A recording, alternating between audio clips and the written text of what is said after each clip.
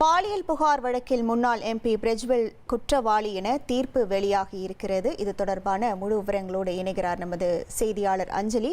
வணக்கம் அஞ்சலி. இந்த விவகாரத்தில் வீடியோ வெளியானது முதல் பிரஜ்வல் ரேவண்ணா கைது செய்யப்பட்டது வரை என்ன நடைபெற்றது, அது தொடர்பான முழு விவரங்கள்.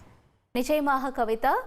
வணக்கம் நேயர்களே. அதாவது பாலியல் பலாத்கார வழக்குல முன்னாள் ஜேடிஎஸ் எம்பி பிரஜ்வல் ரேவண்ணா குற்றவாளின்னு 14 மாதங்களுக்கு அப்புறமா இந்த தீர்ப்பு வெளியாகி இருக்கு. இந்த வழக்குல என்ன நடந்தது அப்படிங்கறத நம்ம ஒரு முறை திரும்ப பார்த்துடலாம். அதாவது டிசம்பர் 8, 2023 தேவராஜேகவுடா பாஜக தேசிய பொதுச் செயலாளர் BL சந்தோஷுக்கு பிரஜ்வல் சம்பந்தப்பட்ட பென்டிரைவ் குறித்த கடிதம் ஒன்றுத்தை எழுதியிருந்தாங்க. அது மட்டும் இல்லாம அதே நேரத்துல வீட்டு பணிப்பெண் ஒருத்தவங்க தொடர்ந்த பாலியல் வன்கொடுமை வழக்கும் விசாரணைக்கு வந்திருந்தது. இந்த 2 விவகாரங்களுமே அந்த சமயத்துல மிகப்பெரிய புயலை கிளப்புச்சு அப்படின்னு தான் சொல்லணும். இந்த வழக்கு சம்பந்தமா கிட்டத்தட்ட 2976 பாலியல் வீடியோக்கள் அடங்கிய பென்டிரைவ் குறித்த கடிதத்தையும் எழுதியிருந்தாங்க. பிரஜ்வல் சம்பந்தப்பட்ட இந்த வீடியோக்கள் எல்லாமே பிரஜ்வலுக்கு எதிராக சிறப்பு விசாரணை குழு முன்பாக விசாரணைக்கு வந்திருந்தது. இவங்க FIR-ஐயும் பதிவு செஞ்சிருந்தாங்க. அதாவது மதச்சார்பற்ற ஜனதா தளம் கட்சியிலிருந்து இந்த விவகாரம் பூதாகரமாகியிருந்த நிலையில பிரஜ்வல் இடைநீக்கமும் செய்யப்பட்டிருந்தாங்க. தொடர்ந்து முன்னாள் பணிப்பெண் அளித்த புகார்ல பிரஜ்வல் ரேவண்ணா மேல கிட்டத்தட்ட 3 FIR வழக்குகள் பதிவு செய்யப்பட்டிருந்தது.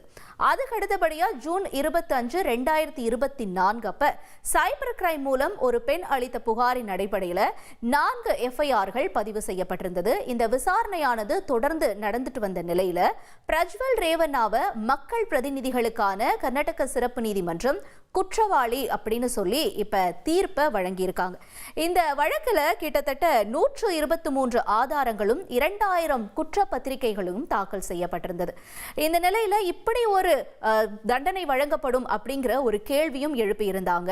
ஆனா என்ன தண்டனை அப்படிங்கிற விவரங்களை நீதிமன்றம் இன்னைக்கு சொல்லல. அதற்கு பதிலாக சனிக்கிழமை பிரஜ்வல் ரேவண்ணாவுக்கு என்ன மாதிரியான தண்டனை வழங்கப்படும் அப்படிங்கிற விவரங்களை நாங்க அறிவிக்க இருக்கோம் அப்படின்னு சொல்லியிருக்கு. இதுக்கு முன்னாடி என்னென்ன பிரிவுகள் கீழே பிரஜ்வல் ரேவண்ணா மேல வழக்குகள் பதிவு செய்யப்பட்டிருந்தது, இந்த வழக்குகள் என்னென்ன தண்டனையை குறிக்கும் அப்படிங்கறத நம்ம இப்ப விரிவா பார்க்கலாம்.